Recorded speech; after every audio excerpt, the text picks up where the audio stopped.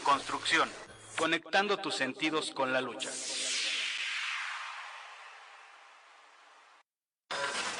En construcción, conectando tus sentidos con la lucha.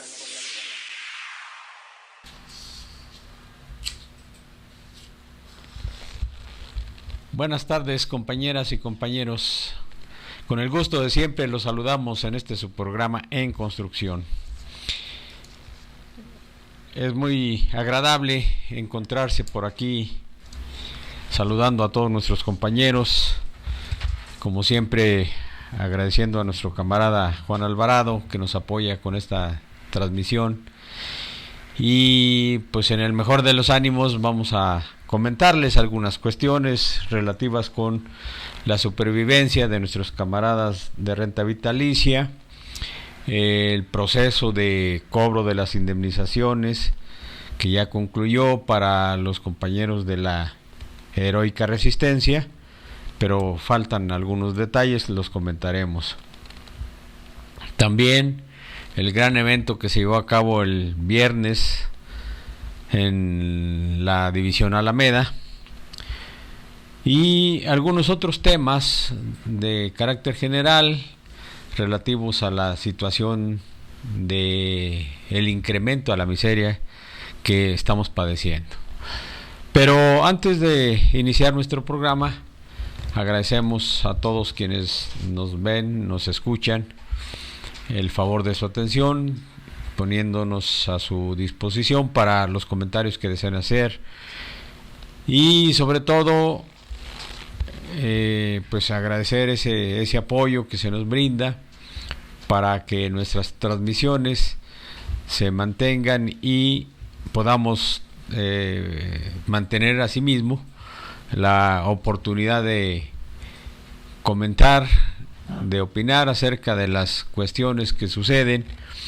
no solo en torno de nuestro sindicato, sino del propio movimiento obrero y de la sociedad en general. Como siempre, vamos a destinarle esta primera parte a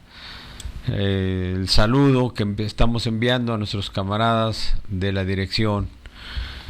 a nuestros compañeros del Comité Central, nuestro camarada secretario general Martín Esparza Flores, y comentar también que hemos estado platicando con varios camaradas de las divisiones, nuestros compañeros de San Ildefonso, camarada Juan García, compañeros de Cuernavaca, por allá comanda los trabajos de la repre de jubilados el compañero Enrique Terán Lagunas, compañero Miguel Quiñones en Necaxa, el camarada Joel Viveros en Juandó, y Memo Correa en Tepustepec, Miguel Ángel Moreno en El Oro, nuestra compañera Elvira Almazán en Temascaltepec, y Tenancingo, La Morsa, nuestro compadre Ángel Ortiz, en fin, nuestros compañeros de Pachuca, compañero Gustavo Muñoz. Por cierto, nuestras compañeras de Pachuca que siempre nos hacen el favor de vernos, escucharnos y sobre todo difundir los temas que son de interés de los jubilados y que bueno, pues nos ayudan. Así mismo Radio Generación y de manera muy especial Radio Turbina con el camarada Fred Alvarado y todos los compañeros que colaboran en Radio Turbina, agradeciéndoles como siempre que reproduzcan nuestros programas, nuestras opiniones, y además estén buscando la comunicación con los compañeros y compañeras que radican en la zona de influencia de Radio Turbina. Es una cuestión muy importante el poder llegar hasta los distintos lugares y regiones en donde radican compañeros electricistas y sus familiares. De tal manera que, agradeciendo a todos quienes nos ven y nos escuchan, los camaradas de San Francisco, Culhuacán, mejor dicho, Culhuacán y sus 8 barrios, porque San Francisco solamente uno de ellos. Y ahí hay también muchos compañeros que nos escuchan, que están al pendiente de nuestras transmisiones, de tal manera que les enviamos también un abrazo, y en general a todos los camaradas que nos hacen favor de seguirnos en esta frecuencia.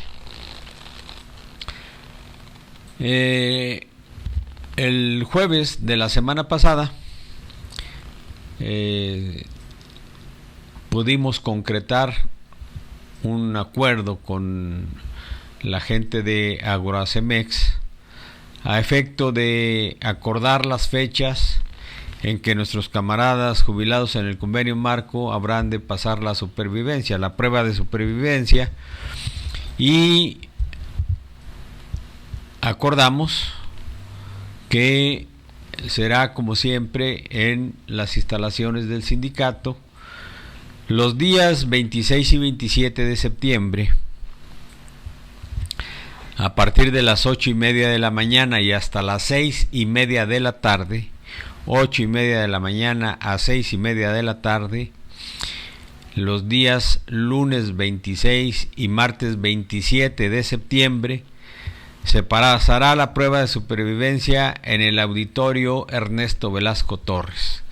es decir, en el auditorio de Insurgentes 98. Y el miércoles 28, ese auditorio va a estar ocupado porque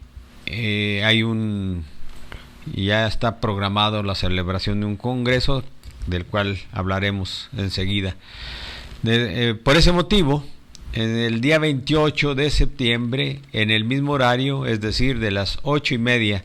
de la mañana y hasta las 6:30 de la tarde, en el auditorio Breña Alvírez, el día 28 de septiembre, se terminará la prueba de supervivencia para nuestros compañeros del convenio marco,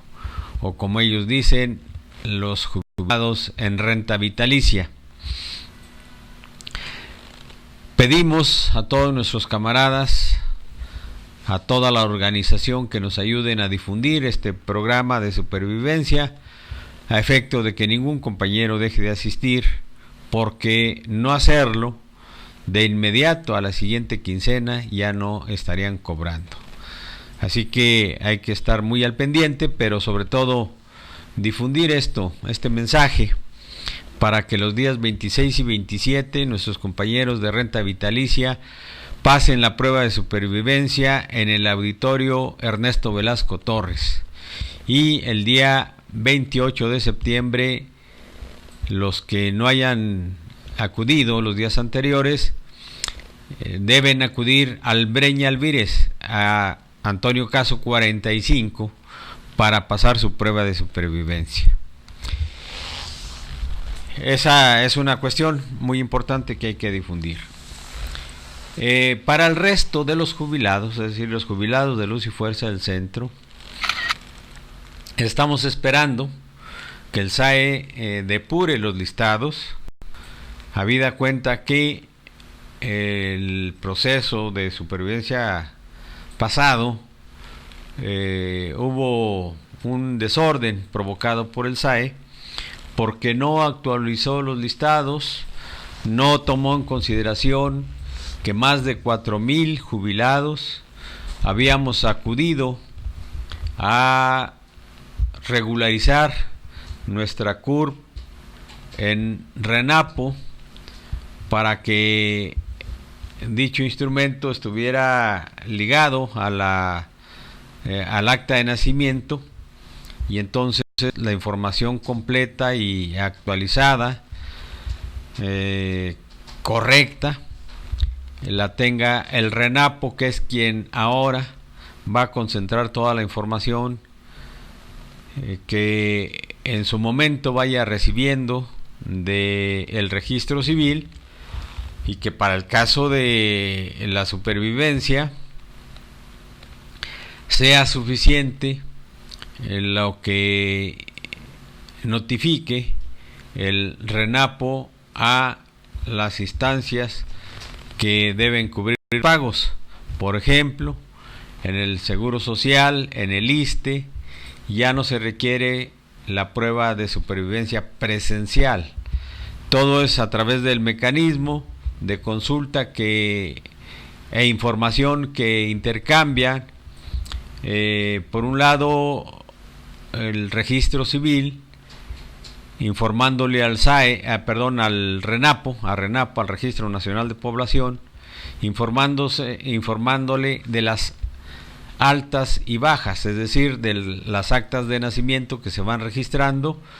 y por otro lado, informándole, y ese es el caso para nosotros los jubilados,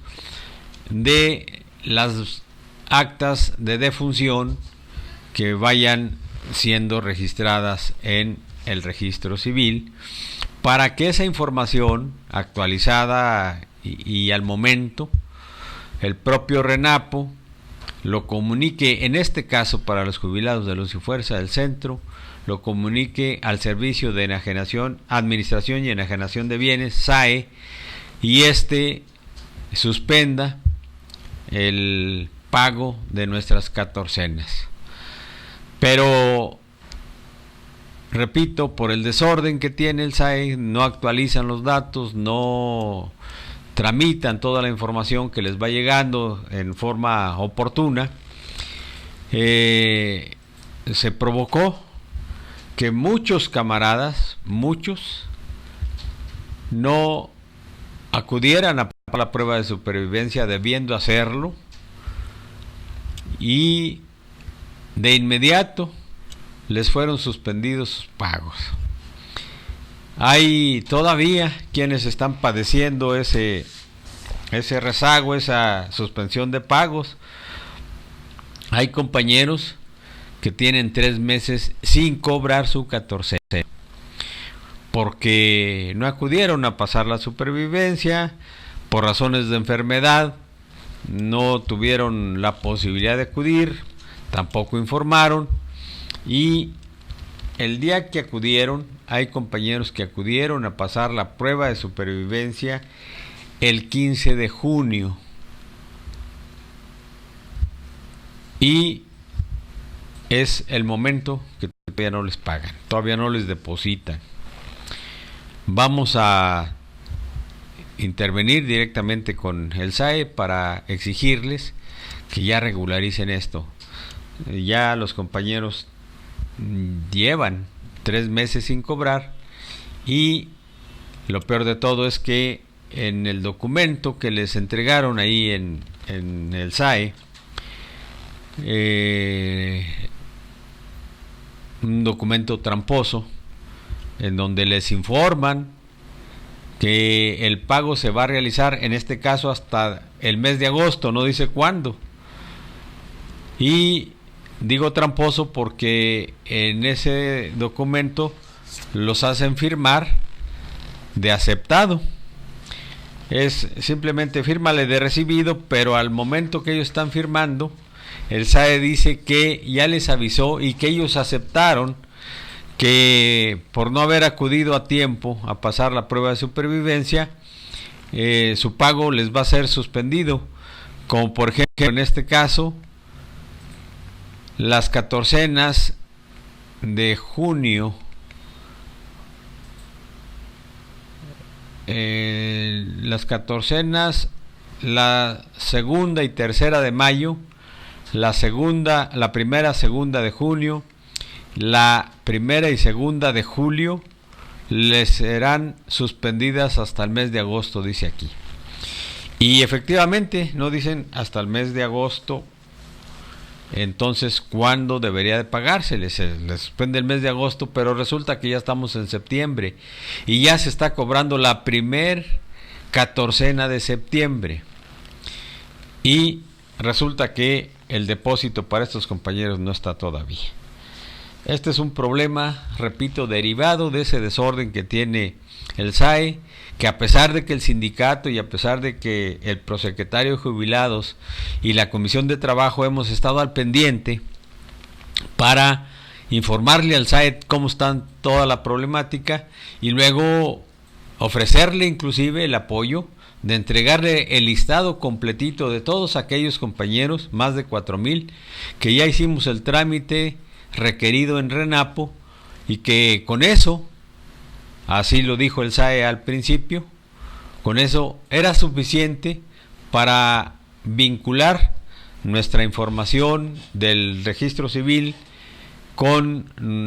el RENAPO, es decir, para actualizar nuestra CURP, y entonces el RENAPO dé por hecho que ya estamos en situación debidamente actualizada y corregida, y a partir de ahí entonces entrar en el programa de exención de prueba de supervivencia presencial. Por este motivo,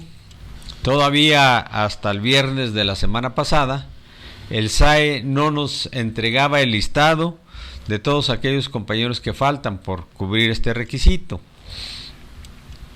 También falta que nos señale, si es el caso, la fecha en que deberán ir los compañeros, que en todo caso también nos señale el propio SAE. Hemos sugerido inclusive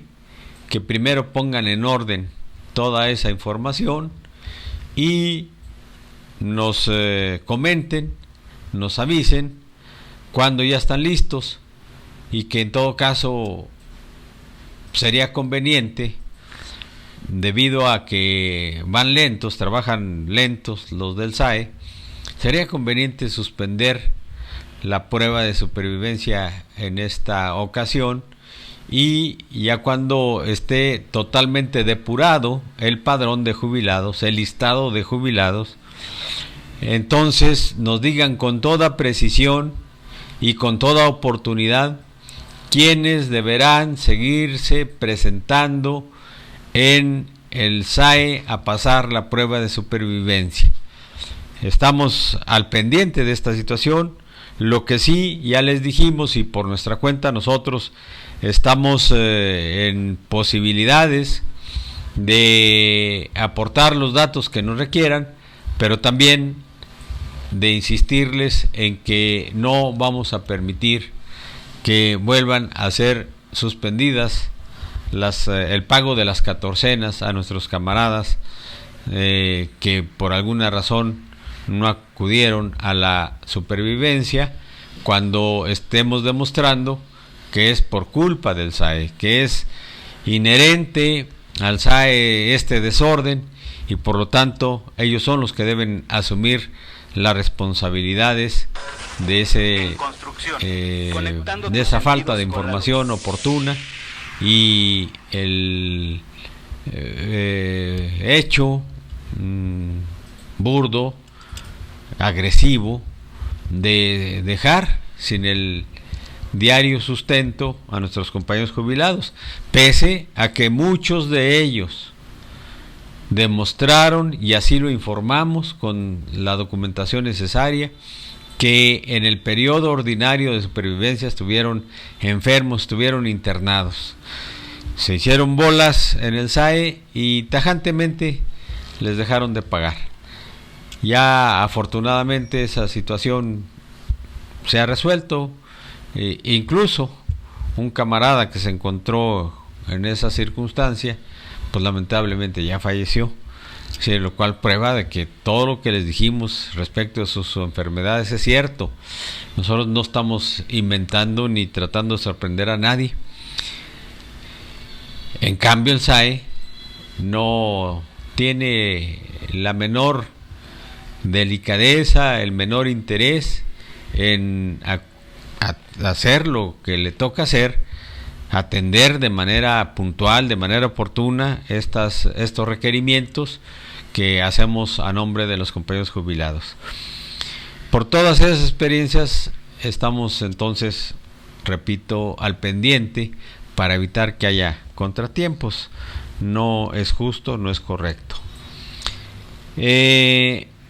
Decía que el día 28 no va a ocuparse el Ernesto Velasco para la supervivencia, porque hay que recordar que nuestros compañeros presidente y vicepresidente de la Confederación de Jubilados, Pensionados y Adultos Mayores han programado el tercer congreso de la Confederación, en donde, entre otras cosas, se renovarán algunos puestos del Comité Ejecutivo Nacional, se nombrarán algunos puestos del Comité Ejecutivo Regional y se cubrirán algunas vacantes que están pendientes en el Comité Ejecutivo Nacional. Hay ya confirmada la asistencia de diversos compañeros, por ejemplo, de Baja California, de Nayarit, de Oaxaca, de Michoacán, de Querétaro. Bueno, hasta el momento es de los que recuerdo haber visto ya en el listado que han confirmado su asistencia a ese congreso. Y como lo hemos venido señalando, es fundamental que reactivemos todos los trabajos de la Confederación. Es muy importante considerar que ante la problemática en que nos encontramos, jubilados, pensionados y en general los adultos mayores en todo el país, se requiere intensificar nuestra participación en la lucha en defensa de la seguridad social solidaria, en defensa de las jubilaciones, las pensiones y sobre todo en defensa de la calidad de vida de los adultos mayores, que debe ser, en términos de la Constitución, una vida digna. Se supone que a estas alturas, es decir, que en la vejez, los gastos debieran ser menores, porque la manutención de la vejez se supone cuesta menos, habida cuenta que serán solamente el jubilado, el pensionado y su esposa los que requieran el ingreso para su manutención. Y por un lado, bueno, hay que considerar que hay más de 8 millones de adultos mayores que no tienen acceso a una pensión o a una jubilación, es decir, no tienen ingresos fijos. Ese es un problema fundamental que hay que atender. Hemos platicado en distintos foros que hay una gran necesidad de buscar alternativas para todos aquellos y aquellas adultos mayores que, por desgracia, carecen de ingresos para vivir dignamente. Hay muchos adultos mayores que vemos que están empleados y junto con otros de menor edad en el país suman más de 3 millones de mexicanos que no reciben un salario, y entre ellos hay una gran cantidad de adultos mayores en esa condición. Hay una gran cantidad de adultos mayores que no reciben salario. ¿Y en qué están empleados? Bueno, pues en distintas cosas, en distintas actividades, en el comercio informal quizás, en otras actividades. Pero también podemos ver en los supermercados cómo ahora ya no hay chicharitos. Los niños, los jovencitos menores de edad que se empleaban ahí sin salario simplemente por la propina que los consumidores que acuden a los centros comerciales les pudieran ofrecer. Ahora ya no son niños, ahora son adultos mayores los que en muchos centros comerciales vemos que están ahí en las cajas registradoras empacándonos las mercancías, y bueno, a la espera de que les demos algunas monedas para de eso ayudarse y poder sobrevivir. Esa es la condición en que se encuentran muchos adultos mayores. Pero en alguna de las asambleas de la ANUE, en conjunto con la Confederación de Jubilados, Pensionados y Adultos Mayores, a las que acudimos, varias amas de casa nos preguntaban, y nosotros, ¿por qué debemos estar incorporados a la Confederación de Jubilados y Adultos Mayores si nosotros no tenemos acceso a una pensión ni a una jubilación? Y decíamos justamente porque la Confederación abarca también a los adultos mayores, es decir, aquellos adultos mayores que no tienen ni jubilación ni pensión. Y lo que buscamos entonces es que se legisle para que todos los adultos mayores tengan acceso a una pensión digna.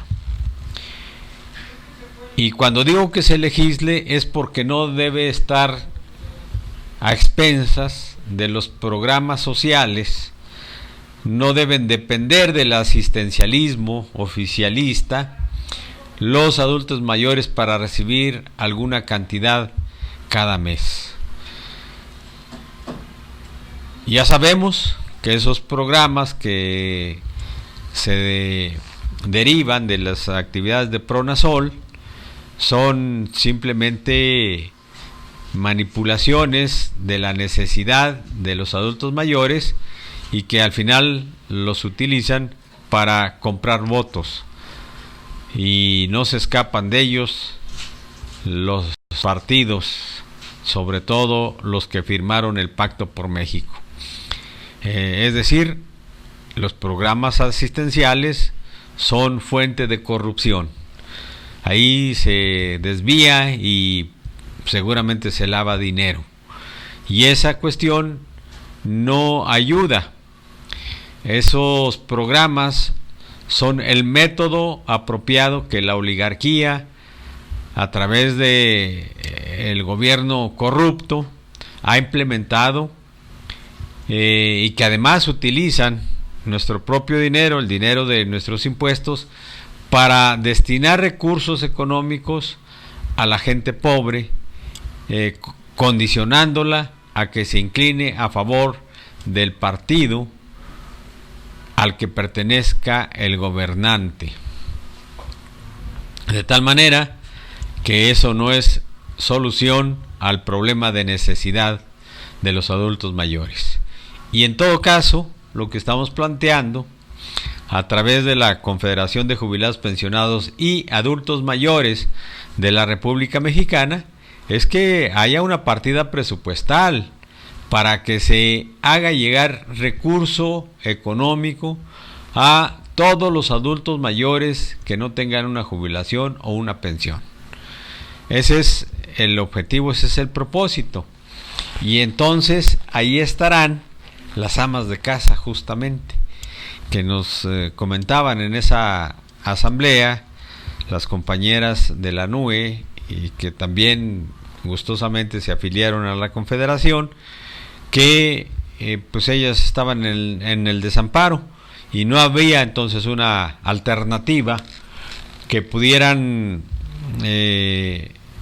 allegarse, que pudieran estar en condiciones de generar esa atención a su estado de necesidad. La Confederación se propone entonces abarcar también la atención económica para los adultos mayores, Por un lado, ese es uno de los elementos sustanciales en el programa de la Confederación, pero por otro lado es la defensa de la seguridad social y lograr que en todos los ámbitos de la sociedad se cuente con una atención digna a la salud. Esta es una problemática que se viene agudizando a partir del intento de este gobierno de la pensión universal y del seguro popular, es decir, de que la seguridad social sea atendida en sus dos vertientes por una instancia que, como el seguro popular, pueda dar atención a la salud. Eso por el momento no se ha concretado. Lo que sí, en el caso de la seguridad social, en el caso de la previsión social, es decir, la atención a la salud, lo que sí está sucediendo es que se han concentrado los recursos, todo el presupuesto asignado a la seguridad social, es decir, al ISSSTE, al ISFAM, al IMSS y al Seguro Popular, se ha concentrado en una sola cuenta que maneja la Secretaría de Salubridad, la Secretaría de Salud, perdón. La Secretaría de Salud es la que maneja todo el presupuesto y de ahí se distribuye para el IMSS, para el ISSSTE, para el ISFAM, para el Seguro Popular, los recursos con los que habrán de funcionar estas instituciones atendiendo a las enfermedades de la población. Si antes nos quejábamos de falta de recursos, ahora es peor, porque de repente se le asignan recursos importantes a una de las instituciones y cuando llega la otra resulta que ya no hay, por lo menos para el rubro en que ya se fueron destinados para otra de las instituciones. Este es un problema que ya está sucediendo, pero todo está inmerso en ese propósito de ahorrar lo más que se pueda para que las finanzas públicas puedan evitar su caída todavía a situaciones peores. Esa es la política que ha implementado el gobierno federal y, sin embargo, lo que nos preocupa y una contradicción que existe es que cada que Hacienda nos reduce el presupuesto, los rubros, por lo menos en la última reducción o en las dos últimas, pero sobre todo en la última, los rubros en donde se restringió los recursos financieros fue en el sector educativo y en el sector salud. Y recortar el presupuesto al sector salud es un crimen, porque estamos viendo cómo ya la atención se va, la atención va siendo menor, va siendo más deficiente, va empeorando a partir de la escasez de recursos, porque no solamente se deja de comprar medicamento, no solamente se deja de comprar lo necesario para todos los procesos que requieren operación, hospitalización, etcétera, etcétera. Es decir, todos los rubros de atención a la salud se ven afectados por la reducción del presupuesto. No es que solamente ya no haya, incluso para sostener los gastos que se requiere para un buen servicio. Ya no hay solamente recursos para pagar, por ejemplo, las jubilaciones y pensiones de los médicos, sino que una reducción al presupuesto de la seguridad social implica empeorar las condiciones de atención para toda la población derechohabiente. Es por eso que nosotros creemos muy útil, muy necesario que participemos dentro de la Confederación, que la fortalezcamos, porque la idea es crear ese gran frente nacional en defensa de la seguridad social solidaria, las pensiones, las jubilaciones y la inclusión en esa posibilidad de acceso a los recursos financieros de todos aquellos adultos mayores que no tienen ni una pensión ni una jubilación. Con todo este propósito, no alcanzamos nosotros a ver que un solo sector de trabajadores o de jubilados, pensionados y adultos mayores pueda lograr convencer al gobierno de la imperiosa necesidad de aplicar una política realmente eficaz para la atención a la salud y para la atención a la vejez, a los adultos mayores, con un ingreso que les sea suficiente para vivir dignamente. Estas condiciones las vamos a generar una vez que nos agreguemos a este proyecto de lucha. Es importante reconocer entonces que uno de los ejes fundamentales que el Sindicato Mexicano de Electricistas ha establecido en defensa de los adultos mayores, en defensa de los pensionados y de manera específica, particular, muy destacada, a los jubilados de Luz y Fuerza del Centro, es decir, a los agremiados al Sindicato Mexicano de Electricistas, es precisamente la Confederación, que junto con los otros instrumentos de lucha lograremos varios objetivos que nos hemos propuesto. Recuperar la seguridad social solidaria con una atención digna a la vejez, con una atención digna a los adultos mayores, a los jubilados, a los pensionados y sobre todo con una atención de la salud apropiada para las necesidades de los jubilados pensionados, es decir, de los adultos mayores en general, que son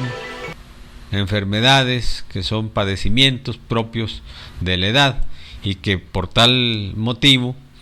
debemos tener garantizada una atención a la salud que nos ayude a vivir también en ese aspecto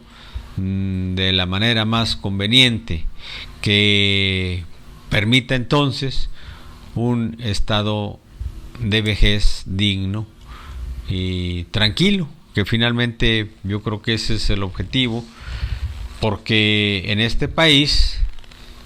y en todos, pero bueno, hablando del nuestro, todos los adultos mayores debieran contar con una jubilación digna.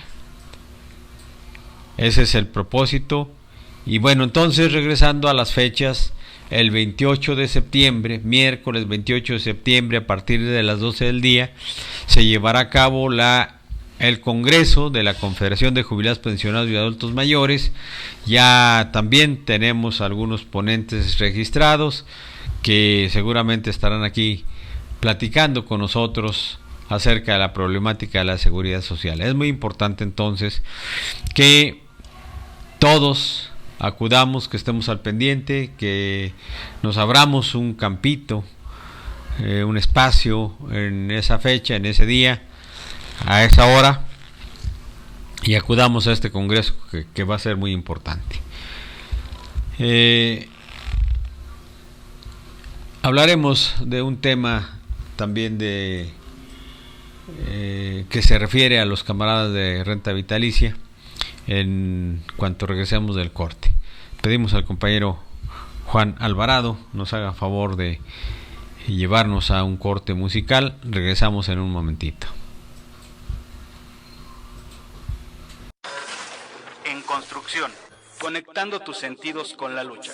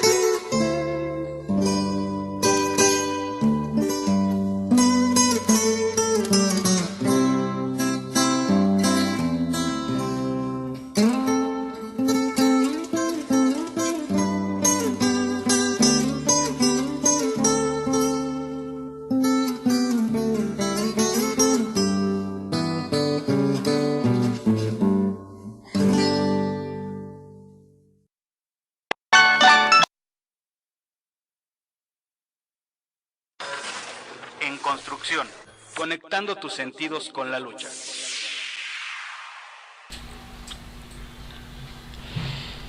Estamos de regreso, compañeras y compañeros. Tuvimos la oportunidad de ver cómo se concretó el pago de las indemnizaciones para todos nuestros camaradas de la heroica resistencia. Este hecho es algo realmente significativo en todo lo que ha sucedido en 7 años de lucha prácticamente. Recordemos desde aquel famoso memorándum de entendimiento en donde, producto de la lucha, de la heroica resistencia, justamente, el gobierno aceptó negociar con el sindicato. Primero aceptó que había cometido una tropelía al encarcelar a varios camaradas, y aunque fue tardado, fue lento el proceso, la lucha de resistencia logró arrancar de las mazmorras del Estado a nuestros queridísimos camaradas que, por si fuera poco, después de haber sido despojados violentamente de su empleo, cuando estábamos protestando en las inmediaciones de lo que fue nuestro emblemático edificio de Luz y Fuerza del Centro. Lograron la policía preventiva, la policía del Distrito Federal, logró atrapar a varios camaradas y de inmediato se desprendieron las órdenes de aprehensión y entonces ya intervino la Policía Federal, el MP Federal y bueno, fueron recluidos nuestros compañeros que a base de lucha, a base de tenacidad, a base de la protesta, a base de mítines, a base de plantones, etcétera, etcétera, logramos arrancárselos al Estado que los tenía prisioneros indebidamente. Eso, como quiera que sea, independientemente de todas las cuestiones que están ligadas a todo el proceso de resistencia, del movimiento de resistencia, es un gran logro del sindicato, es un gran paso que dimos y que si no hubiese sido por la consolidación del movimiento, por esa fuerza que se había generado, si no hubiese sido por la firmeza con la que el movimiento siguió luchando, encabezados por nuestro comité central y la firmeza de la dirección, principalmente de nuestro camarada secretario general Martín Esparza Flores, no hubiéramos logrado arrancar de las mazmorras a nuestros compañeros. De tal manera que, siendo ese uno de los puntos del memorándum de entendimiento a lo que el gobierno se comprometió a resolver, logramos estabilidad emocional, el movimiento recuperó la calma hasta donde fue posible, por supuesto, al saber que ya no había compañeros presos políticos. Y otro punto que después se concluyó fue la jubilación en la modalidad de renta vitalicia para casi 1000 camaradas que propuso nuestra organización y el gobierno aceptó, y se logró entonces una renta vitalicia para esos compañeros que, producto de su liquidación, una parte fue destinada para fondear su pensión vitalicia. Sin embargo, a pesar de la cantidad que pudo haberse reunido para tal efecto, ese fondo económico duraría pues un par de años, quizás 3, pero el compromiso del gobierno radica en que la garantía del pago vitalicio de sus pensiones corre a cargo del propio gobierno federal, de tal suerte que ese segundo punto del memorándum de entendimiento vino a traer otro momento de tranquilidad para un sector importante de la resistencia, y fueron todos los compañeros que al momento del maldito decreto habían cumplido ya 23 años de servicios o más, y ahí están nuestros camaradas ya gozando desde hace un par de años de esa renta vitalicia. Sin embargo, quedaron pendientes algunos temas que hasta la fecha el gobierno no ha cumplido. Y en este proceso de negociación, en donde se estableció ya el mecanismo de indemnización para todos nuestros camaradas de la heroica resistencia, se anexó al grupo de compañeros jubilados en el convenio marco para que el gobierno les pague el 50% que les adeuda de la compensación por antigüedad. En un principio se había pactado esta suma, esta cantidad en cada caso sería anexada a los pagos quincenales en un prorrateo que culminaría en el 2018. Pero bueno, empezaron los problemas con Videgaray, empezó a restringir presupuesto y entonces lo que en un momento dado había prometido el propio gobierno a través de la Secretaría de Gobernación que pagaría, no lo ha pagado hasta la fecha. Sin embargo, el proceso de negociación de la reinserción laboral incluye el pago para todos nuestros camaradas de renta vitalicia y estamos esperando solamente que concluya el pago para las familias, los familiares de los camaradas heroicos que lamentablemente fallecieron en todo el proceso del movimiento de resistencia. Se tiene contabilizados hasta el momento 211 compañeros fallecidos y estamos esperando la noticia que nos dé nuestro camarada secretario del Trabajo, Lalo Bobadilla, de cuándo estarán concluyendo el cobro los familiares de nuestros compañeros fallecidos, que en paz descansen. Este punto, este rubro, también es un gran logro del movimiento de resistencia, porque desde el principio el SAE argumentaba que en virtud de que ya no había relación laboral, entonces los fallecidos, los deudos de los fallecidos ya no tendrían más que derecho a cobrar lo que la Ley Federal del Trabajo establece, es decir, menos de la mitad de lo que ahora les van a pagar. Este trámite está en curso, estamos esperando, repito, que nos den la noticia de cuando ya se culminó el proceso, porque terminando de cobrar estos familiares de los camaradas fallecidos,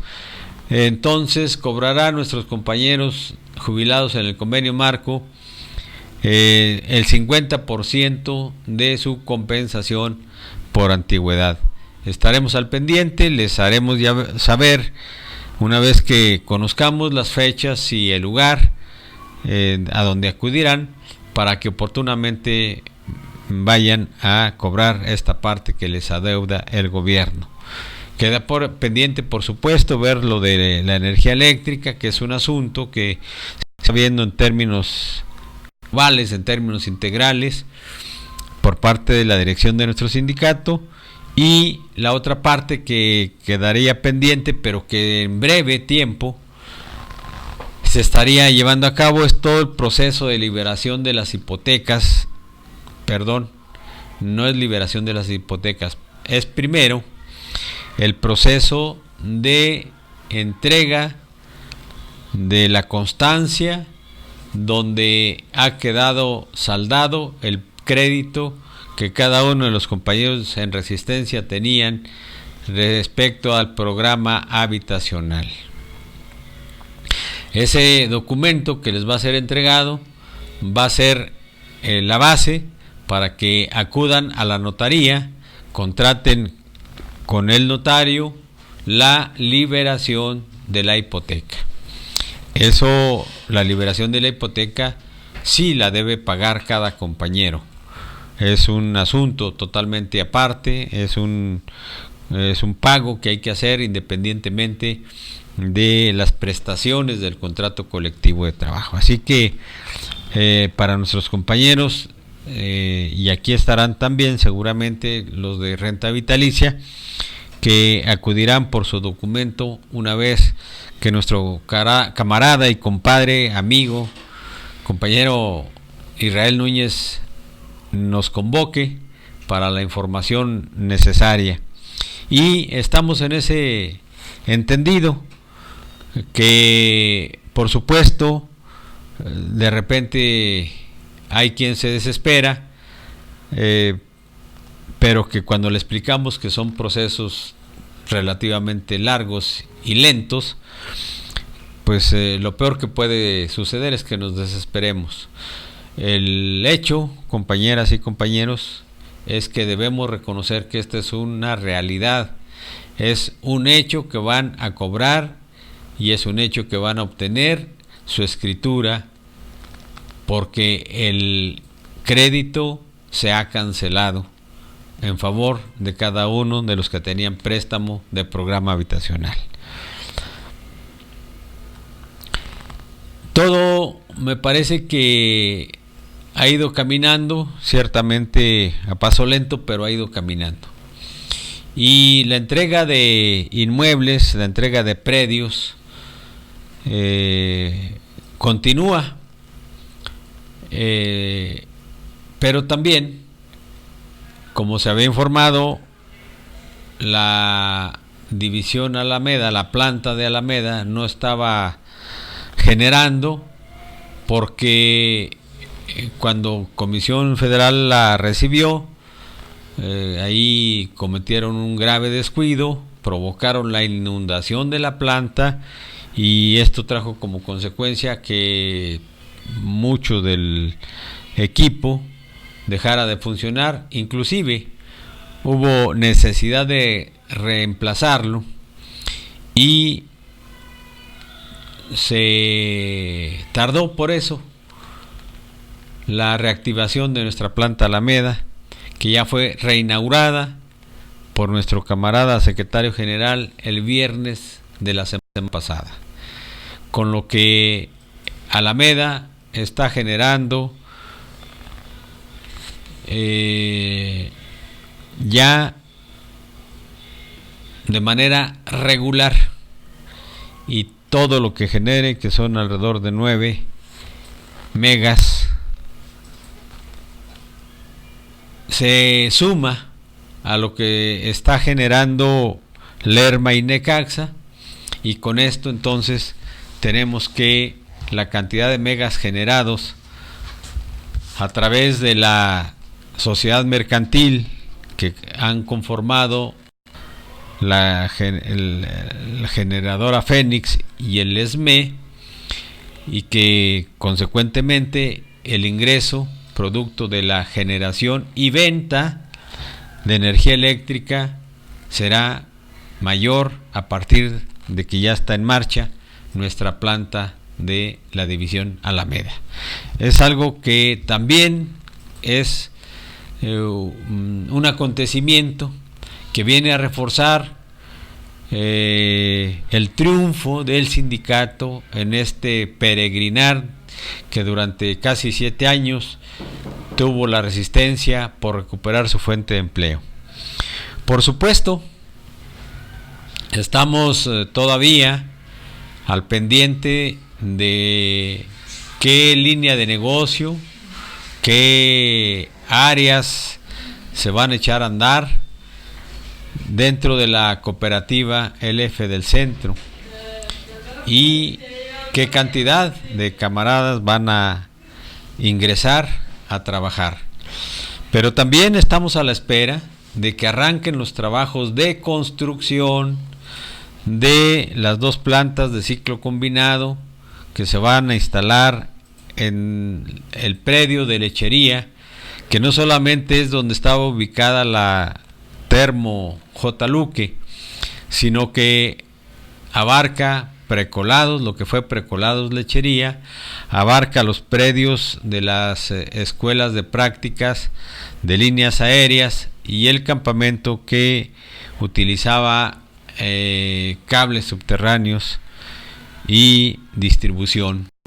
así como un área que estaba destinada al área de nóminas, un predio que era utilizado para el pago de los salarios a los camaradas de la división lechería. Ahí acudían bastantes compañeros, no era un lugar pequeño. Todo ese predio es propiedad del sindicato, y en ese lugar serán construidas las 2 plantas de ciclo combinado que vendrán a entrar en el proceso de generación dentro de un paquete que está acordado por el gobierno de 1.700 megawatts, que por supuesto, siendo generados por Fénix, entonces los dividendos producto de la venta de la energía que genere esas 2 plantas de ciclo combinados ingresarán en el 49% a el Sindicato Mexicano de Electricistas, es decir, vendrán a reforzar las finanzas de nuestra cooperativa LF del Centro. Todas estas cuestiones son de actualidad, son hechos concretos, son hechos consumados. No estamos hablando de lo que puede ser. Si bien es cierto, todavía no comienzan los trabajos de construcción, se debe ni más ni menos a que en estos momentos se está desmantelando todo lo que fue la termoeléctrica J. Luque, a efecto de despejar el espacio en donde habrán de construirse las plantas. Es importante señalar que el sitio es apropiado, que hay instalaciones ya, que hay infraestructura ya instalada, y que entonces eso va a abaratar los costos, pero además los tiempos, porque ya hay toma de gas, toma de agua, etcétera, etcétera, una serie de insumos que se requieren para el funcionamiento de las plantas de ciclo combinado. Y por otro lado, lo que es importante también es que en el desmantelamiento nuestros compañeros de la resistencia están participando, y se va diseñando, entonces ya se va prefigurando con qué plantilla de trabajadores se continuará hasta terminar la construcción de esas 2 plantas, que esperemos sea rápido, y sobre todo que hay que reconocer que esos trabajos estarán en los términos que están pactados en el contrato colectivo que ya opera entre Fénix y el Sindicato Mexicano de Electricistas, y que justamente la asamblea que llevamos a cabo la semana pasada fue para el acordar si emplazábamos o no a huelga a Fénix por revisión salarial, cosa que por unanimidad se votó, y entonces en estos días se estará entregando el emplazamiento a huelga por revisión salarial a Fénix. Lo que se destaca de esta cuestión es el rango salarial que están pactados con la generadora Fénix, y los informes que nos da nuestro comité central, nuestro compañero secretario del Trabajo, es que dentro de todo lo que existe en contratación colectiva es un salario decoroso, que solamente lo supera el contrato de Pemex y de Comisión Federal. Y bueno, es oportuno comentar que los salarios de Comisión Federal son o eran muy parecidos a los que teníamos en Luz y Fuerza del Centro, porque en la medida en que el ESME fue conquistando prestaciones y nivel salarial en cada una de las revisiones, ya sea contractuales o de salario, los mismos porcentajes que obteníamos nosotros en sucesivas revisiones se le otorgaban a los trabajadores de Comisión Federal, y debido a ello entonces tienen salarios buenos, con lo que estamos frente a un hecho real también, concreto, para aquellos que catalogan como trabajo precario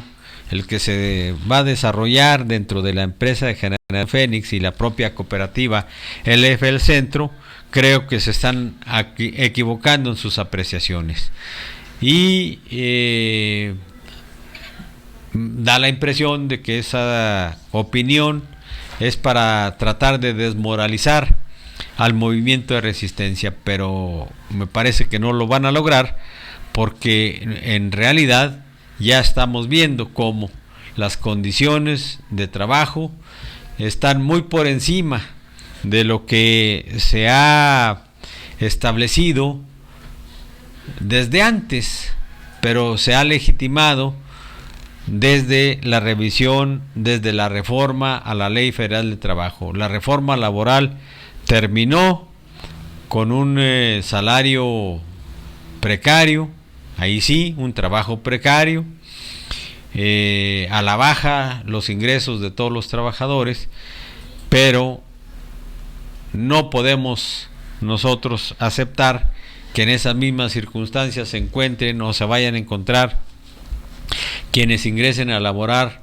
en LF del Centro, nuestra cooperativa, o ya estén laborando en la planta, en la empresa generadora Fénix. Hablaremos entonces del impacto de la reforma laboral y otras cuestiones una vez que regresemos de el corte al que le pedimos a nuestro compañero Juanito Alvarado nos envíe, nos ponga algo de música revolucionaria, y regresamos en un momentito.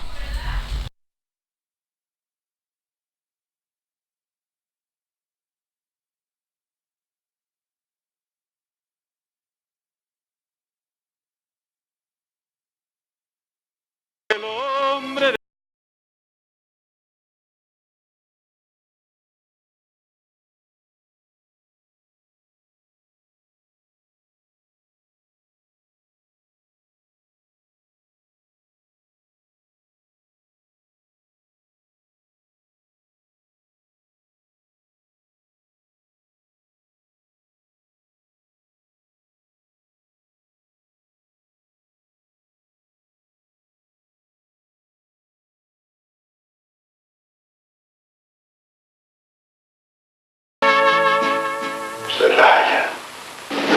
Aquel fue el fin de la división del norte. Me sentí tan humillado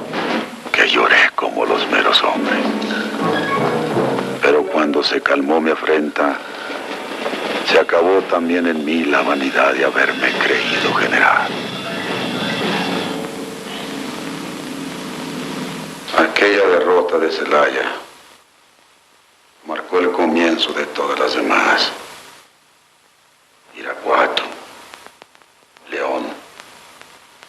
Silao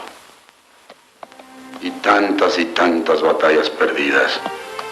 por falta de armas y parque, porque los gringos ya no quisieron venderme nada. Y mis mejores hombres me abandonaban. Pero yo no podía darme por vencido. ¿Cómo? Imposible. Si ahí estaban para impedírmelo, el sacrificio de miles y miles de mis muchachitos que pelearon y murieron por un ideal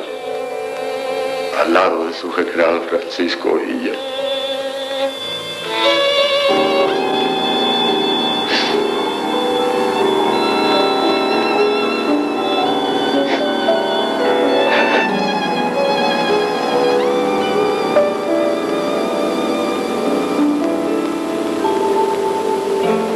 eso seguí en la brega tantos años.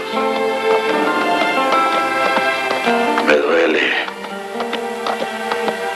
Y me duele mucho la sangre que esta lucha le costó a México. Yo sé que el principal escollo será la lengua de mis enemigos, pero no me importa, porque yo sé que mi causa es la justa, la causa de los pobres. Yo fui miembro.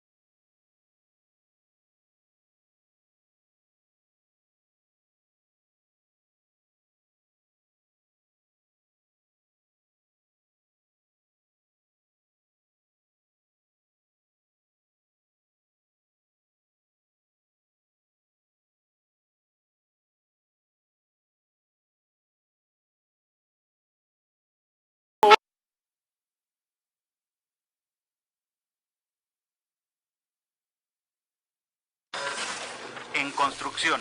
conectando tus sentidos con la lucha. Ya estamos en los últimos minutos de nuestro programa, compañeras y compañeros, pero comentábamos de lo que ha sucedido hasta este momento, y eso en un análisis muy superficial, respecto a la situación económica de los trabajadores. Hay un problema importante en términos de que la reforma laboral trajo solo desgracia y miseria para la clase obrera, porque, por ejemplo, ya no se ha podido lograr el incremento salarial que se reclama por los sectores obreros, pero peor aún, los que tenían ingresos superiores al salario mínimo han sido despojados de esa posibilidad,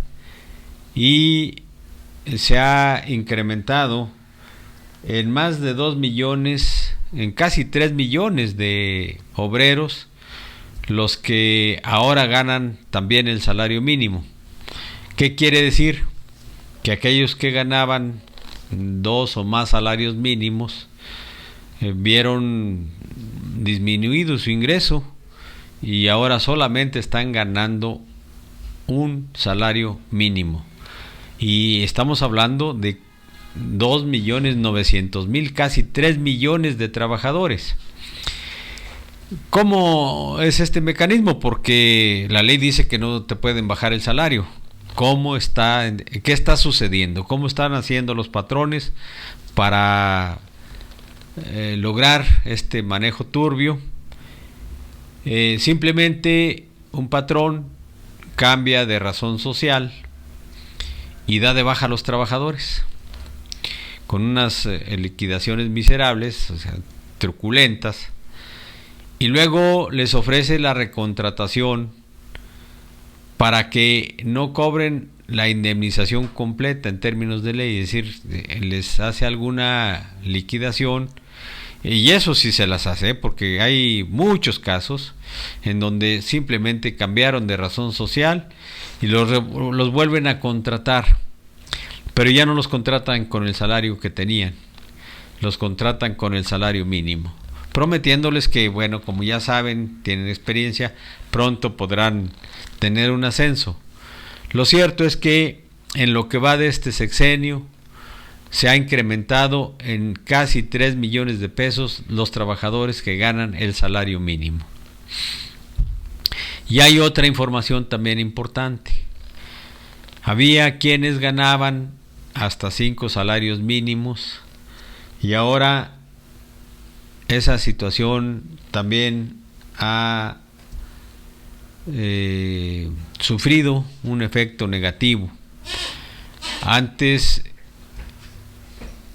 quienes ganaban solo aproximadamente 2 salarios mínimos, se habla de que eran alrededor de 11 millones y cachito de obreros. Con el mismo mecanismo, los que ganaban 5 o más salarios mínimos han visto disminuido su ingreso y se han agregado a los que ganan 2 salarios mínimos, por ahí un promedio de 146 pesos por jornada, y actualmente se considera que son alrededor de 13.716.000 trabajadores. Estoy tomando estos datos del periódico La Jornada, que el día de hoy publica una investigación de Patricia Muñoz. Entonces estos datos son del día de hoy, de tal manera que estamos hablando de cómo ha venido cayendo el poder adquisitivo del salario, pero es por este mecanismo. No estamos tomando en cuenta todavía las repercusiones del alza de la canasta básica, sino que por este mecanismo de reducción del ingreso vía de despojo del nivel de percepción de los trabajadores, cuando se les está cambiando el esquema salarial a la baja, es preocupante entonces que tenemos en cuanto a la afectación que han sufrido estos trabajadores. Y vean cómo este mecanismo es el subterfugio que utiliza el gobierno. Dice, por otro lado, que se ha logrado recuperar el ingreso, que se ha logrado recuperar el empleo, y posiblemente sí haya quien haya conseguido chamba, pero lo cierto es que los trabajadores vienen ganando menos. Se estima que aquellos compañeros, aquellos trabajadores que gozaban de altos sueldos, así en términos generales, todavía en el periodo de Calderón, todavía en el sexenio de la rata, el borrachín del Calderón, estábamos hablando de que había 5.260.000 trabajadores que tenían buenos sueldos, por decirlo así. que tenían un ingreso más o menos importante. Ahora, quienes gozan de sueldos regulares o buenos sueldos, si nos atenemos a lo que es el salario mínimo, son solamente 2.967.000 trabajadores. En términos generales, lo que implica es que el 56% de los trabajadores han sufrido pérdidas en su ingreso por este mecanismo de reducir los sueldos. Y el gobierno dice, lo que pasa es que hemos estado recuperando el empleo. Sí, solamente que son empleos mal pagados y están ya rigiéndose por la reforma a la Ley Federal del Trabajo, es decir, no hay posibilidad de demandar a los patrones por este mecanismo en cuanto están reduciendo los salarios a sus trabajadores. La tasa entonces de desempleo sigue siendo muy alta, pero si nos atenemos a los índices de pobreza, sigue creciendo, porque aunque haya quienes consiguen empleo, finalmente el poder adquisitivo de su salario se va reduciendo de tal suerte que no deja de pertenecer a ese cinturón de miseria que impera en el ámbito nacional y que juntos con los sin trabajo, junto con aquellos desempleados, están en esa condición, en ese grupo social que ya rebasa los 78 millones de mexicanos. Y cómo no, cuando vemos que el nivel salarial se reduce, cuando vemos que el salario mínimo está por el orden de los 74 pesos diarios, y luego el gobierno, Hacienda, incrementa el costo de los insumos, es decir, el costo del diésel, la gasolina, la electricidad, implica que no solo quienes tenemos automóvil padecemos las consecuencias, no solo los que consumimos mucha electricidad padecemos las consecuencias de esas alzas. Recordemos de que todo se mueve a través del petróleo, todo se mueve a través de la gasolina, todo se mueve a través de la electricidad. Por lo tanto, los precios de la canasta básica sufren un incremento, son más caros. Como dice el pueblo, se encarece la vida y entonces el cinturón de miseria crece de manera natural. No es necesario una mayor explicación, simplemente cuesta más transportar los bienes para ponerlos en el mercado, cuesta más entonces ese desplazamiento, y por lo tanto el precio de los productos de primera necesidad, el precio de la canasta básica, en una palabra, se incrementa de manera muy importante, mucho más allá de lo que año con año se incrementa el salario mínimo, que está en un promedio de incremento de unos 50 a 2 pesos anuales, y tan solo el incremento a los productos de la canasta básica en conjunto significan un % que va más allá del 36-38% la canasta básica. Por lo tanto, el poder adquisitivo del salario se reduce en la misma proporción en la que se incrementa la canasta básica. Esta es una condición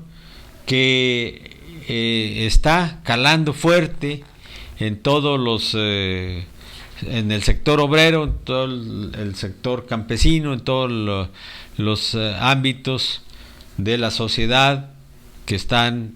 en la pobreza extrema, o por lo menos en la pobreza. La pobreza extrema, así se le llama, pero en realidad es la miseria total.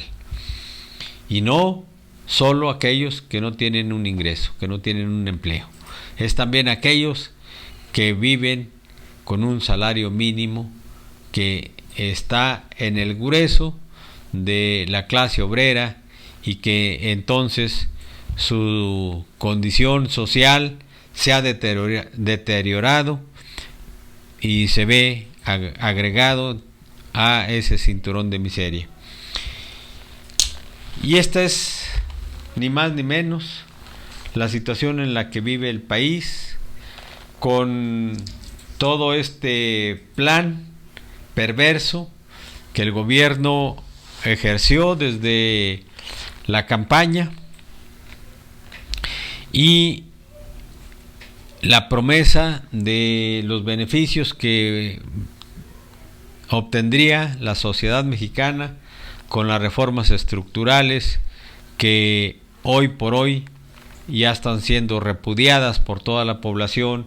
en tanto que los resultados, en vez de benéficos, han sido desastrosos para la población. Por eso es importante, compañeras y compañeros, que sigamos luchando, que participemos activamente en todos los procesos de lucha, en las instancias que están establecidas y las que estamos construyendo, como es el fortalecimiento que debemos darle a la Confederación de Jubilados, Pensionados y Adultos Mayores, y por otro lado, por lo que hace a los jubilados de Luz y Fuerza y a los jubilados en el convenio marco, la convocatoria es para que nos integremos, que regresemos a hacer vida sindical, que retomemos el camino sindical de la lucha para defender en principio nuestros derechos adquiridos, para defender las conquistas que producto de la lucha de toda la vida de nuestra organización en sus ya casi 102 años, más las conquistas que de manera directa e inmediata acaba de arrojar el movimiento de resistencia con la recuperación del empleo. Muy pronto estaremos hablando ya en concreto de las primeras líneas de negocio que echaremos a andar a través de la cooperativa. Muy pronto estaremos, por lo tanto, en una asamblea en donde se sentarán las bases constitutivas, el nombramiento de nuestros órganos de dirección en la cooperativa, para que en el más corto plazo estemos hablando ya del proceso productivo dentro de la cooperativa LF del Centro. Todo esto lo estaremos comentando. Por ahora solo queremos hacer un reconocimiento puntual a nuestros camaradas en heroica resistencia, ya que han logrado el cobro de sus indemnizaciones en las condiciones que establecía nuestro glorioso contrato colectivo de trabajo, y que gracias a su lucha, gracias a su tenacidad, gracias al sacrificio que durante 7 años llevaron a cabo, hoy han conquistado, a partir de que hicieron crecer, hicieron grande, hicieron poderoso al movimiento de resistencia que encabeza nuestra dirección sindical y nuestro secretario general, Martín Esparza Flores, y que debido a ello hoy estamos gozando ya de un triunfo que se ha concretado, y en espera de dar el siguiente paso en esa misma línea victoriosa del Sindicato Mexicano de Electricistas, con la puesta en marcha de la cooperativa El Centro. Por el día de hoy es todo lo que traíamos preparado para comentar con ustedes. Ha llegado entonces a su término nuestro programa. Les agradecemos su atención. Les deseamos que tengan muy buena tarde, muy buen provecho, y como siempre los invitamos para que el próximo lunes a partir de las 12 del día estén con nosotros en su programa En Construcción. Muchas gracias y sean felices.